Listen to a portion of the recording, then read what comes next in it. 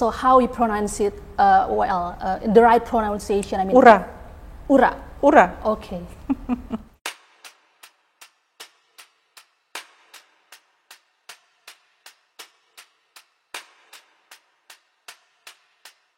Good morning, Your Excellency. Thank you very much for your time, for having us on one-on-one interview with viva.co.id. And now we're talking about the war in Russia and Ukraine.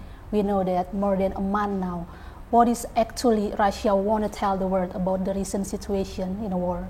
Well, thank you so much for willing to know the position of Russia that the mainstream Western media do not reflect. First of all, we're not in the state of war with Ukraine. We are not having a war with Ukrainian people. It's something very different.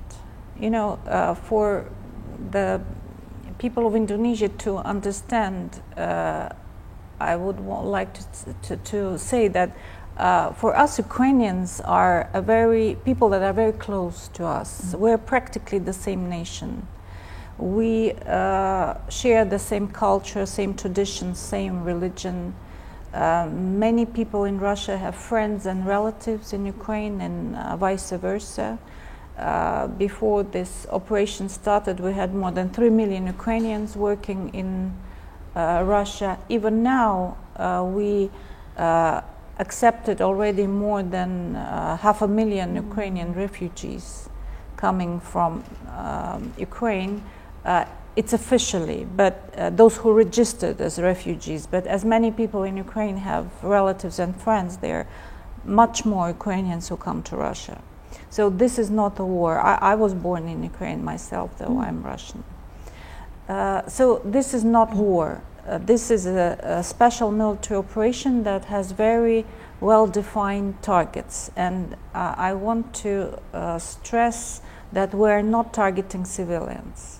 We're targeting just military installations, and we're trying to spare civilians. There's a lot of fakes going on about the so-called atrocities performed by Russian armed forces. That is not true, absolutely, because we try to conduct the operation very carefully, without hurting the civilians. That's why we're opening humanitarian passages. We are trying to evacuate civilian population from the cities that are surrounded. We're providing humanitarian assistance to Ukrainians. So wherever our armed forces come, they also bring food and water to Ukrainians, and they distribute this food and necessities to Ukrainian people. So the goals of the operation is not to destroy Ukraine or to occupy Ukraine or not even to change the regime in Ukraine. First of all, it's to protect the people of Lugansk and Donetsk, who for 8 years have been under constant attack from the Ukrainian side. And this was not also shown in the mainstream media, that for 8 years people were dying in Lugansk and Donetsk every day. 14,000 people killed by Ukrainian armed forces there, and not only by the armed forces but also neo-Nazi armed groups. 14,000 people in 8 years, that means that every day people were dying there. And the so-called civilized world was turning a blind eye on that. Okay. The second goal is to demilitarize Ukraine and to denazify Ukraine. If you want me to explain what does it mean, I cannot avoid going back into history. Because from 2014, when after coup d'etat in Kiev, which was supported and even staged by the West, a very Russophobic government came to power and started to conduct very Russophobic policies in Ukraine. And also you should understand that in Ukraine, to try, for instance, to ban Russian language, it's impossible because everyone in Ukraine speaks Russian, and maybe half of Ukrainian population think of themselves as ethnic Russians. They may be Ukrainian nationals, but they are ethnic Russians. So trying to ban Russian language, Russian culture, prevent children from studying Russian language in school, it's something impossible. And of course, the regions that were predominantly and still are predominantly Russian, they are very much against these policies.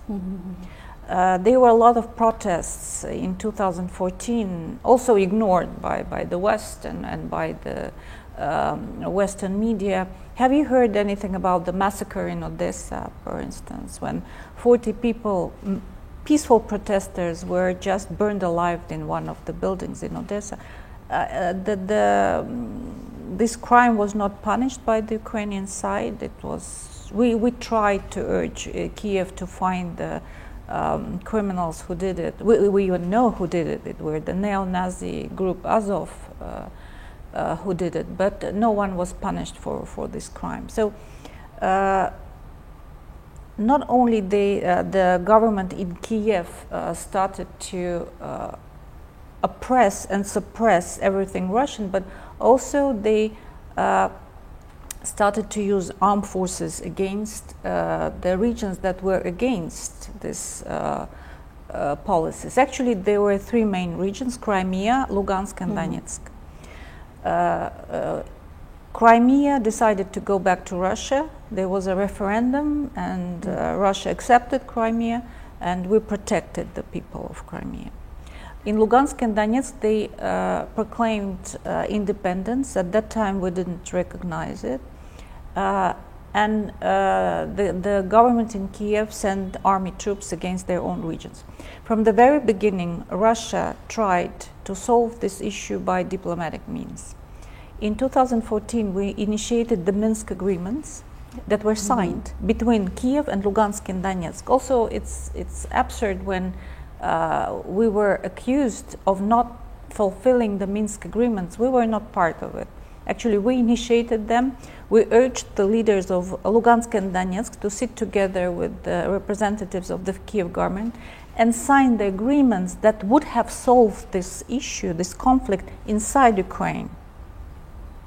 Because the Minsk agreement, supported by the West actually, they provided for a solution that would preserve Ukrainian territorial integrity and allow Lugansk and Donetsk still be part of Ukraine while preserving their cultural identity, meaning Russian, of course. Because one of the main things that the Minsk agreement provided for was that Kiev should have granted Lugansk and Donetsk a special status, autonomous status, inside Ukraine. So Lugansk and Donetsk would still be part of Ukraine. But it never happened. Kiev didn't fulfill these agreements. For 8 years, we were trying to push Kiev to do so. Because how could we, just ignore the situation? These are Russian people suffering from the bombings and shellings from Ukrainian army and attacks from the neo-Nazi battalions or groups. And we were also trying to urge the West to push Kiev also to fulfill this agreement, but it didn't happen. So the war continued in Lugansk and Donetsk for 8 years. Meanwhile, the West was turning Ukraine into an anti-Russian project. They were providing arms to Ukraine. They were investing a lot of money into brainwashing Ukrainians in believing that Russia is their enemy, and actually pushing Ukraine into conflict with Russia. Of course, the West and we see what is happening. NATO, they are reluctant to have a direct confrontation with Russia. They don't want to do that because it would mean World War III and nuclear, and who would want that? No one in his right mind. So they actually was pushing Ukraine in this confrontation. We wanted to prevent it by all means, and we were trying to make also the West understand our security concerns. You know that NATO, which in 1991, even before that in 1989, promised to us not to expand towards our territory, has expanded 5 rounds or even 8 rounds of expansion. But the red line for us was that Ukraine becomes member of NATO. And it's easy to understand because Ukraine is a very big country. We have 2,000 kilometers of border with Ukraine. If NATO brings its infrastructure to our border with Ukraine, it means that 3 minutes the missile will reach Moscow. How could we not feel threatened by that? Of course we felt threatened. And we tried to talk with the West. In December last year, we even drafted an agreement on security guarantees for Russia, and we submitted it to the United States and NATO. No response. So that is, and Zelensky, meanwhile, declared that, President of Ukraine, declared that Ukraine is ready to have, is prepared to have nuclear arms. And I can tell you, Ukraine has all the potential to do so. They have industrial infrastructure, they have a very well-educated population, they have the scientific potential, so they have all the opportunities and the potential to do so. Another thing you've heard, I'm sure, about biolabs that were built by the established by the United States, more than 30 biolabs. More than 30. In Ukraine alone, 300 all over the world, mostly along the borders with Russia. In many cities in Ukraine. In many cities in Ukraine, in many regions in Ukraine, but all over the world they have more than 300. There was one in Indonesia, Namru 2, which was closed in 2010.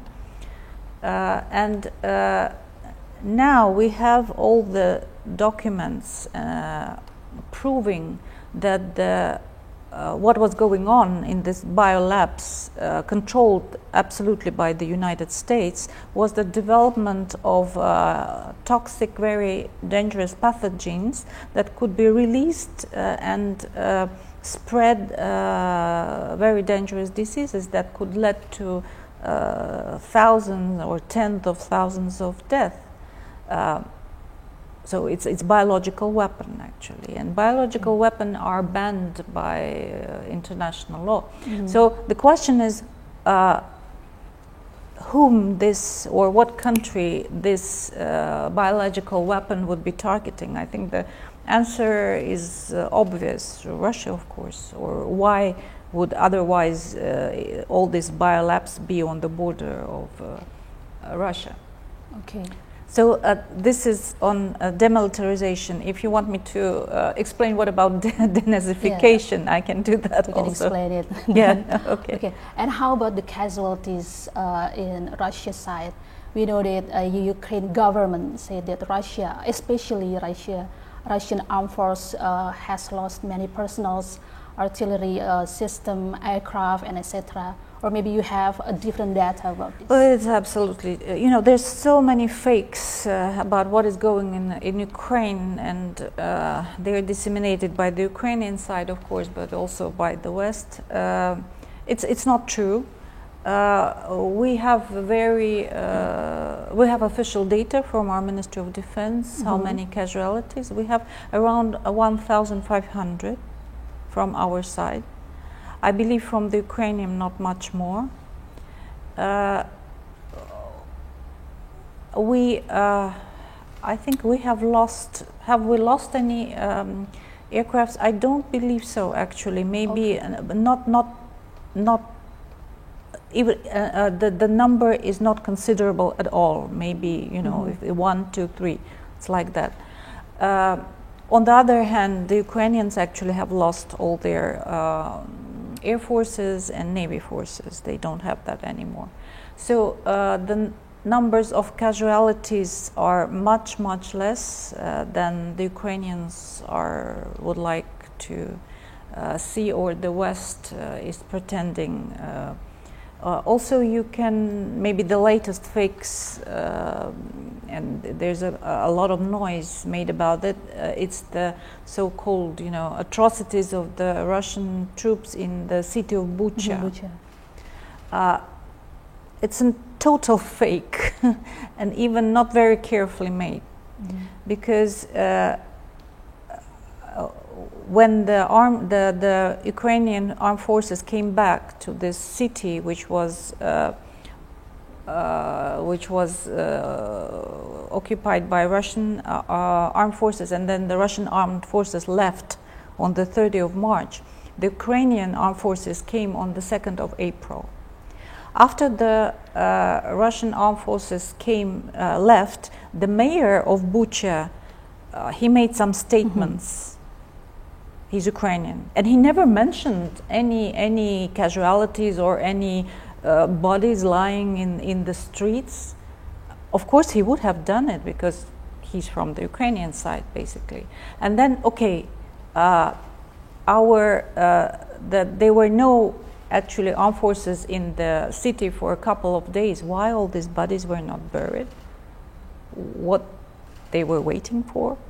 Again, if you look at the videos and the photos, you can see that many of the bodies, and it's a tragedy. I'm not saying it's, you know, people died, of course.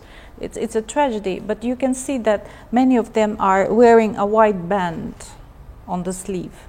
And it's a proven fact that the people who supported Russia actually were wearing these white bands. So how could, you know, Russians kill people supporting Russia? What is that? That is absolutely, it's absurd. Also, that our, you know, with all this modern systems of communication, it's very easily checked when our troops left Bucha and when the Ukrainian armed forces came in. So that's it's a total fake. And now this fake is used by the Ukrainians and the West to impose more sanctions, to create a lot of, you know, hatred against Russia, to instigate this Russophobic sentiments in Ukrainians and all over the world. So what I'm trying to say that, of course, you should very carefully analyze the information that is coming from Ukrainian and from the West. 90% is not true. Okay. And what is interesting, Your Excellency, because we know, after all, so far it seems that Ukraine can stand this war. Even they believe they could win this war, this military operation, maybe, if you say it so. What do you say about it? Well, they are very much supported. They are very much supported by the West. The West is providing armaments, the moral support, the training of Ukrainian armed forces, and even there is information, I don't know whether it was proved, there are a lot of instructors from NATO countries. But I can tell you that the operation, our operation is going according to the plan. That's what our president said. That is what our Ministry of Defense stated, and it will be completed according to the plan. If it's not going quickly, it is because we are very careful not to hurt people. If you know, we wanted to do it quick, I can assure you, we could have done it, but we don't want to do that because we don't want to hurt people. Okay. And what about the accusation about a criminal war in Ukraine accused by Ukraine government and US alliance? Who is talking? I would say that the reaction to this military operation is absolutely unproportional and hysterical. Because I'm not saying that the military option is the best. Of course not. But we were left with no other option, because now the information was made public that the Ukrainian armed forces, supported by the West, were planning a massive attack on Lugansk and Donetsk and Crimea. So there would have been a military crisis anywhere, but we are trying to prevent much more casualties and people being killed. Because if Ukrainian army conducted a massive attack on Lugansk and Donetsk, tens of thousands, or Crimea, 10,000s of people would have died. So we are trying to prevent something more tragic and bigger from happening. And if you remember all the military operations conducted by the United States and their allies. Okay, Iraq. You know how many people died in Iraq? Civilians, more than 1 million. You know how many people died in 1999 in Yugoslavia? Around 3,000. Yugoslavia was bombed by NATO for 78 days. Everything destroyed, hospitals, civilian infrastructure, homes of people. Libya, destroyed. Syria, they tried to do that. Afghanistan, 20 years of war in Afghanistan. Okay, Israel bombing Gaza. Where is the hysterical reaction of the West? Where are all the sanctions, etc.? What about war crimes? On the contrary, actually, we also have proof that the Ukrainian army, they have performed war crimes, killing Russian prisoners and torturing Russian prisoners. We are going to submit that to the United Nations. Okay. And before President Zelensky said that he asked President Putin for peace talk negotiations, but why President Putin has not responded yet? I mean, maybe they could negotiate directly, because we know President Putin is very powerful to stop this military operation. The talks, we are in talks with the Ukrainian side. We have talked several rounds already. The latest one was in Istanbul, and I believe that sometime soon there will be another round of talks. As far as I understand, it was stated by the press secretary of our president, that we don't exclude the possibility of President Putin and President Zelensky meeting, but only after these talks have some result. Okay. While the delegations, after the delegations have negotiated some result, and one of the results could be an agreement. So the Ukrainian side, during the previous round of talks, they've submitted their proposals, and we're considering them. Okay. So the delegation will meet shortly, and they will continue to discuss it. Yes, you mean that President Putin maybe waiting for the steps to waiting for the progress of this peace talk, and then maybe they could meet.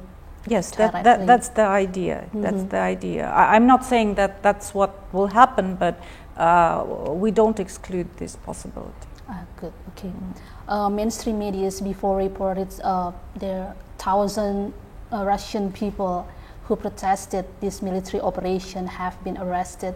Maybe, is it true? Maybe you can give the situation in your country. No, it's not true. Again, not true. The recent polls done in Russia showed that around 80% of Russians support what the decision made by President Putin to conduct this operation. Of course, there are some people who don't agree. Some of the Russians, including some of the celebrities, have left Russia. Well, that's their right, actually. They have the right to disagree. There were some protests, but there were some people detained, but not because they were protesting against the operation, but because they just violated some norms. You know, in every country, if you want to have a demonstration, you need to prevent the authorities to organize it. If you don't do that, it will be illegal. So that's the point. But I don't know about thousands of people arrested or anything. No, it's not true, of course. Okay. Russia now is facing huge sanctions from US and European countries. So how your country just deal with this? Well, first of all, these sanctions are absolutely illegal. And what the West is doing, and it's something that is very unlogical. First of all, they are destroying the whole system of international trade that was created in the last decades, and they're smashing all the supply chains, and so these actions are backfiring. Why they're doing that? Usually it's logical. If this, well, it's there. The sanctions are illegal. The only body in the world that has the right to impose sanctions is the Security Council of the United Nations. But if you apply sanctions, usually it means that you want to change the government policies. Has it ever worked? No.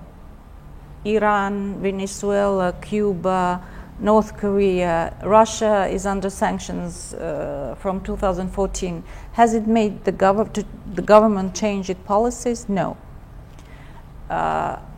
If you want to, and that's what the West is saying, if you want to destroy the economy and hurt the people, well, it doesn't work also. Yes, in a sense, it hurts the people, but then what about democracy, human rights, you know, things like that? When you say that the aim of the sanctions is to destroy the Russian economy, how about, you know, human rights? So you want to make Russian people suffer. Where is the human rights and democracy and all that? Also, of course, it is in a sense, maybe it's now, it's a window for opportunity for Russia, because first of all, we will never trust the West again. Because when they, for instance, they freeze the reserves of our central bank, and they did it not only with Russia, but with many countries previously, and they have never returned. Freezing means stealing. They have stolen our money. So maybe it's high time to stop using their currencies as our reserves. How can we trust them when they just steal our money? And I think for many countries it's an eye-opener. How can you trust the West, and how can you keep your reserves in dollars or euros? Because any second they don't like you, they say you are bad, and then they just take your reserves. You know, I already gave this comparison that, okay, I like your house, and I say you're bad, and I say to you, give me your house. Why? Because you're bad.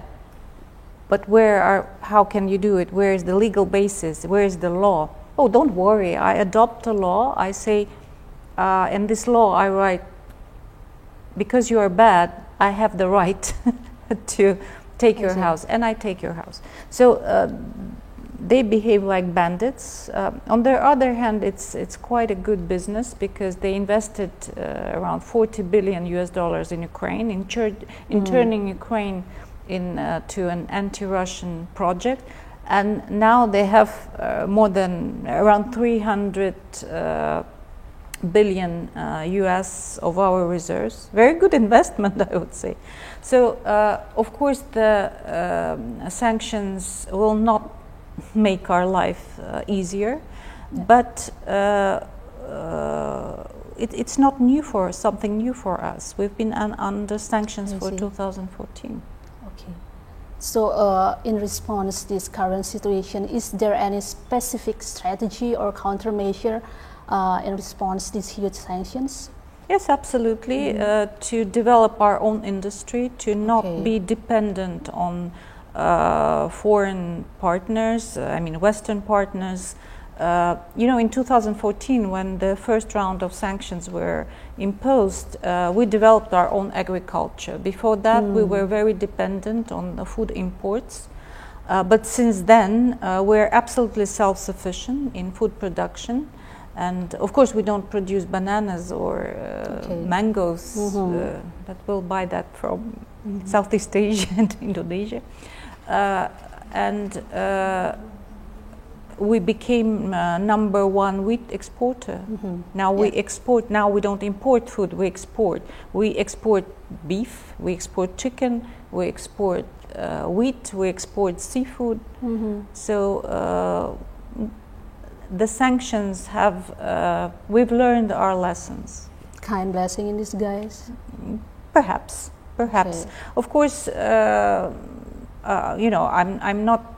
I cannot maybe assess the whole situation, but from my point of view, of course, there will be a period that will not be easy for our economy to adapt. But the end, we can adapt because we are very rich in natural resources. Actually, we have everything, beginning from oil and gas, metals, gold, whatever. We are self-sufficient in food. We have a developed industry. We have a very well-educated population. So if we just concentrate on developing our own products, I'm sure that we will succeed. I see. Crisis makes winner. Your Excellency, you know that nowadays internet, social media is very significant to gain global support and to influence people's point of view. Including about this military operation. But you know that Ukraine said that Russia always used the propaganda hoaxes to blur the facts in their country. How do you define it? I would address that to the West, actually. As I told you, there is an information war launched against our country, and it's not started in February this year. It started quite a long time ago. I was in Malaysia. My previous posting was in Malaysia, and when I was there, this terrible tragedy with MH17 aircraft happened when the Malaysian aircraft was shot down in Ukraine, and immediately. It was like, an order from somewhere. There was a huge wave of accusations against Russia. Nothing was proved, no evidence, not a single day of investigation. But suddenly all the media, all the Western country were accusing Russia of shooting down this. It's a tragedy, more than 200 people died. But first of all, why should Russia do that, So I was witness of how this huge mass of disinformation was immediately, a wave of disinformation came. Another example I can give you, when we were accused several times, Russia, of using chemical weapons in Syria against one of the spies in Great Britain, Ainsbury, and against our own opposition blogger Alexei Navalny. Chemical weapon is a weapon of mass destruction. If you use a chemical weapon, tens of thousands of people will die. Not for person.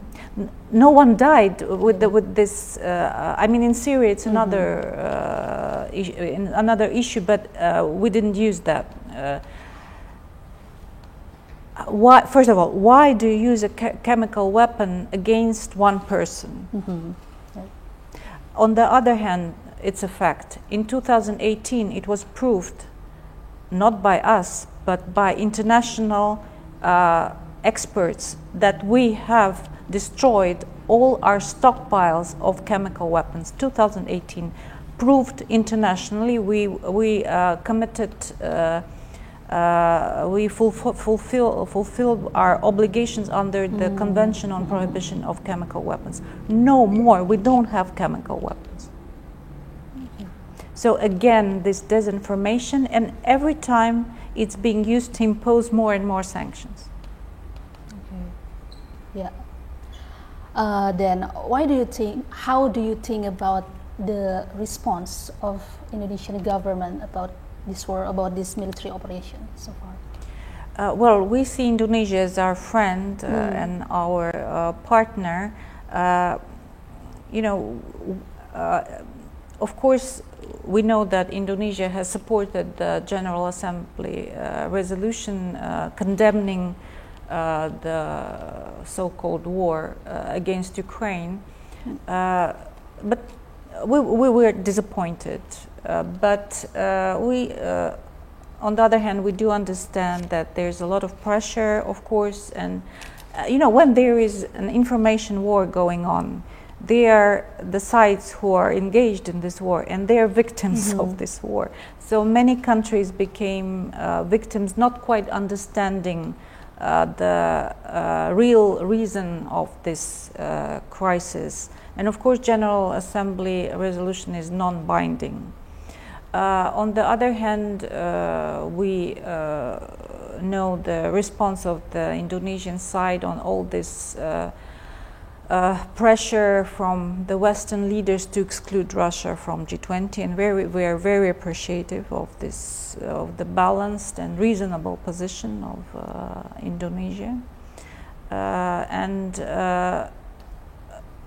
We also don't feel any Russophobic sentiments in Indonesian people, and it's very important. Because in the West, actually, the Russophobic policies, these Russophobic sentiments, they don't really come from from the people. They are very much instigated by the governments. It's like a top-down. Yeah, like a top-down. And Indonesia, it's not the case. There is no Russophobic policies, and there is no Russophobic sentiments in the people. On the opposite, some people do support us, and we feel we appreciate that. I see, because a week ago, Madam Ambassador, you thank Indonesian people just like taking Russia's side in this military operation. Is that because you think that majority of Indonesians support Russia, or what is your reason? I think that the cause of this conflict, it's not really about Ukraine. Unfortunately, Ukraine is a victim. I see. It's an instrument used by the West. This is about Russia not willing to agree to the global dominance of the US and their alliance, of the Western world. We do not agree that just a small group of countries have the right to dictate the whole world what to do and how to live.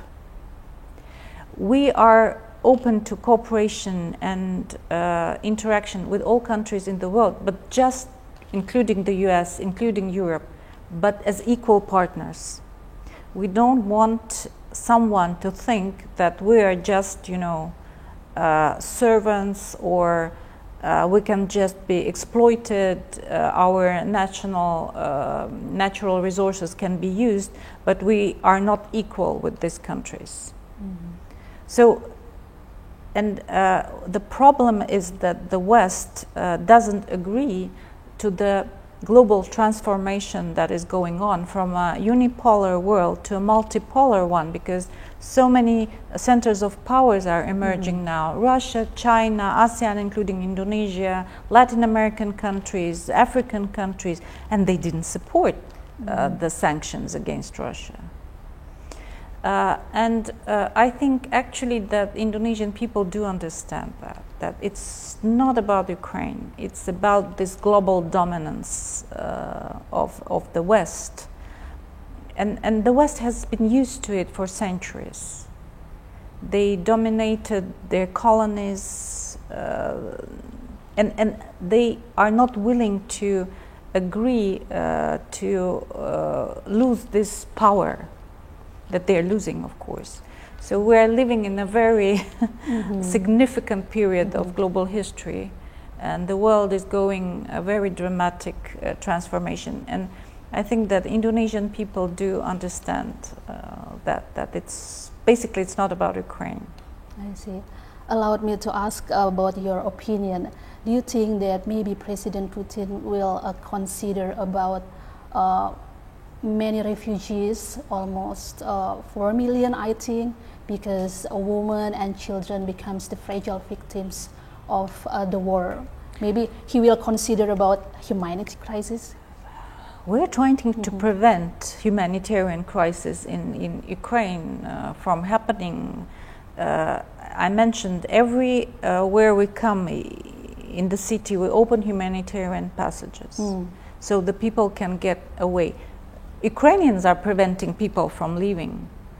They're just not allowing their own people to leave because they don't want them to go to Russia. We're ready to accept. We already accept as I told you, 500,000 people, Ukrainian people, or even more unofficially, those who went to their relatives and friends in Russia. So we're distributing humanitarian assistance. More than 5,000 tons already have been distributed. Again, we don't want to harm Ukrainian people. You know, when we're being told about having pity on Ukrainians, but where were these people, why they didn't talk about children and women dying in Donetsk and Lugansk for 8 years?